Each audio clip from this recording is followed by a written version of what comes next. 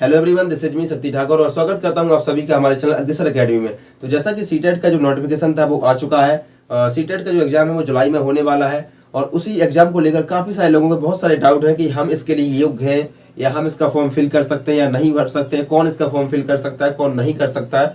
तो उसी को लेकर बहुत सारे आज जो क्वेश्चन हैं आपके माइंड में, उन सारे उन क्वेश्चन को मैं सॉल्यूशन देने का कोशिश करूंगा। और जो सीटेट का जो नोटिफिकेशन है वो आ चुका है, उसके एग्जाम फिल होने लगे हैं, उसके फॉर्म फिल होने लगे हैं, तो आप फॉर्म फिल कर दीजिएगा। और सीटेट के जो एग्जाम है उसको हम एक स्मार्ट तरीके से उसको सॉल्यूशन करेंगे और सीटेट के सिर्फ उसको क्लियर ही नहीं करेंगे बल्कि अच्छे नंबर ही भी लाएंगे। और तो बने रहिएगा, चैनल से जुड़े रहिएगा और सीटेट के सर्टिफिकेट को हम प्राप्त करेंगे। और उस प्राप्त करने के बाद हम सीटेट को किस प्रकार से हम 2023-24 में एक सरकारी नौकरी प्राप्त करेंगे, तो सीटेट के द्वारा ही।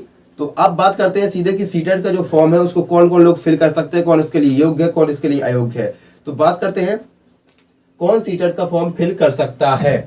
तो सीटेट का जो फॉर्म होता है वो 2 लेवल के लिए होता है, यानी कि प्राइमरी लेवल के लिए और उच्च प्राथमिक स्तर के लिए, यानी कि प्राथमिक स्तर के लिए और उच्च प्राथमिक स्तर के लिए। तो प्राथमिक स्तर में जो आप जानते हैं कि कक्षा 1 से लेकर कक्षा 5 तक के टीचर बनते हैं, कक्षा 1 से लेकर कक्षा 5 तक के टीचर बनते हैं। और उच्च प्राथमिक स्तर में कक्षा 6 से लेकर कक्षा 8 तक के टीचर बनते हैं। तो अब बात करते हैं क्वालिफिकेशन की। तो कौन कौन से लोग हैं जो सीटेट के दोनों ही पेपर फिल कर सकते हैं, क्या क्वालिफिकेशन चाहिए होती है इसके लिए। तो जो सीटेट का नोटिफिकेशन है उसमें कोई भी क्वालिफिकेशन का जिक्र नहीं किया गया है और सीटेट कभी भी क्वालिफिकेशन का जिक्र नहीं करता है। सीटेट कहता है कि एनसीटीई की वेबसाइट जाके देखिए। अब एनसीटीई की वेबसाइट क्या होती है, एनसीटीई की वेबसाइट क्या कहती है, तो उसी को हमें समझना है। एनसीटीई यानी कि national council for teacher education, national council for teacher education है, यानी कि जो राष्ट्रीय अध्यापक शिक्षा परिषद होता है, शिक्षक बोर्ड होता है, वो होता है एनसीटीई। तो एनसीटीई कहता है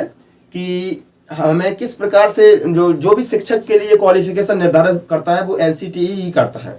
ठीक है, अगर आप इसके मानदंड को पूरा करते हैं तभी आप जाके एक सरकारी शिक्षक बन सकते हैं, वरना आपका सर्टिफिकेट जो होगा वो कोई भी प्रमाणित नहीं माना जाएगा और आपका सर्टिफिकेट अमान्य घोषित कर दिया जाएगा अगर आप एनसीटीई के क्वालिफिकेशन को पूर्ण नहीं करते हैं।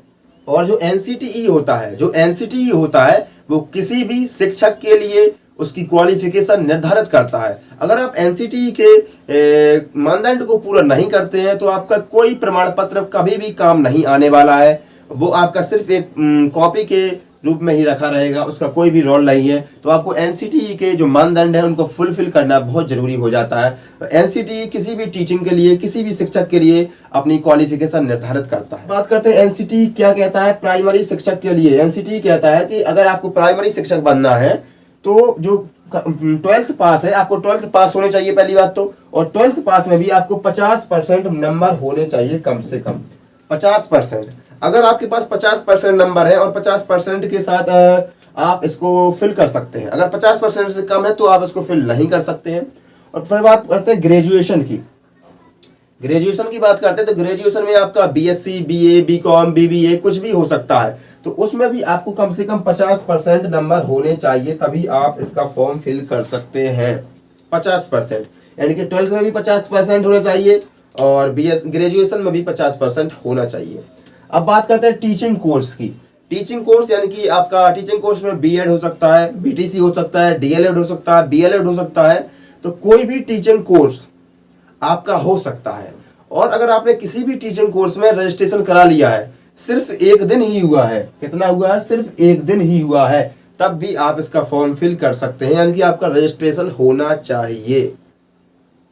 अगर आपके पास इतनी क्वालिफिकेशन है तो एनसीटीई कहता है कि भाई साहब आप प्राइमरी शिक्षक के लिए आवेदन कर सकते हैं। ठीक है, और सीटेट नहीं कहता, सीटेट कहता है कि एनसीटीई की वेबसाइट देखिए और एनसीटीई की वेबसाइट कहती है कि आपके पास इतनी क्वालिफिकेशन होनी चाहिए। ठीक है, आप सीटेट का फॉर्म फिल कर सकते हैं बिना किसी क्वालिफिकेशन के, लेकिन जो भी मापदंड होते हैं, जब आपका डॉक्यूमेंट वेरिफिकेशन होगा तो आपको एनसीटीई की वेबसाइट को, एनसीटीई के मानदंड को पूरा करना होना चाहिए। अगर आप उसके मानदंड को फुलफिल नहीं करते हैं तो आपका जो सीटेट का सर्टिफिकेट होगा वो अमान्य घोषित कर दिया जाएगा। ठीक है, तो ये होती है आपकी प्राइमरी शिक्षक के लिए क्वालिफिकेशन, यानी कि 12th में आपका 50% होना चाहिए, ग्रेजुएशन में भी 50% होना चाहिए और टीचिंग कोर्स में आपका रजिस्ट्रेशन होना चाहिए, तो आप इसका फॉर्म फिल कर सकते हैं। और इसी प्रकार से उच्च प्राथमिक स्तर के लिए, उच्च प्राथमिक स्तर के लिए यानी कि टीजीटी लेवल के लिए भी, यानी कि कक्षा 6 से लेकर कक्षा 8 तक के लिए भी आपकी सेम यही क्वालिफिकेशन होती है। यानी कि 12th में भी आपके 50% होने चाहिए। ग्रेजुएशन में आपका BSc, BA, BCom, BCA, BBA कुछ भी हो सकता है, उसमें आपका 50% होना चाहिए। और टीचिंग कोर्स में टीचिंग कोर्स में आपका बीटीसी, बीएड और डीएलएड, बीएलएड कुछ भी हो सकता है, उसमें आपका सिर्फ 1 दिन का रजिस्ट्रेशन ही होना चाहिए।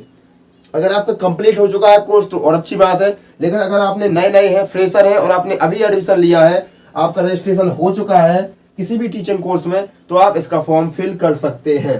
तो कौन कौन सीटेट का फॉर्म फिल कर सकता है मैंने बता दिया है, अच्छे से एक्सप्लेन कर दिया है कि कौन कौन इसका फॉर्म फिल कर सकता है। अगर आपके पास एक क्वालिफिकेशन है तो आप सीटेट का फॉर्म फिल कर सकते हैं और सीटेट के प्रमाण पत्र की मदद से 2023-24 में एक अच्छी सरकारी नौकरी प्राप्त कर सकते हैं। तो जुड़े रहिए चैनल के साथ और लाइक कीजिए, चैनल को सब्सक्राइब कीजिए और बने रहिए। धन्यवाद। मिलते हैं अगले वीडियो में किसी नए टॉपिक के साथ, तब तक के लिए जय हिंद।